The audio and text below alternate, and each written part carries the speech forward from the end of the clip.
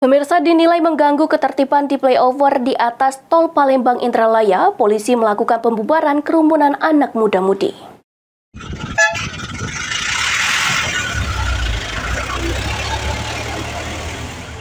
Dinilai mengganggu ketertiban di flyover di atas tol Palembang Indralaya, polisi melakukan pembubaran kerumunan anak muda-mudi.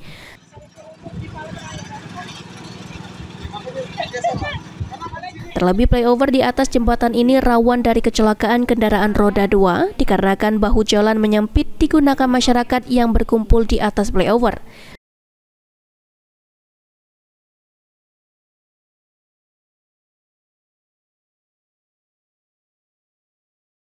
Patroli Perintis Persisi Satsamapta Polres Ogan ini tepatnya kami di seputaran Desa Palem Raya untuk membubarkan aktivitas masyarakat yang nongkrong maupun kegiatan tidak ada kemungkinan yang mengakibatkan tindak pidana seperti curanmor maupun begal. Sementara aktivitas masih berlangsung, sementara untuk kita himbau untuk bergeser maupun membubarkan diri di seputaran Desa Palem Raya.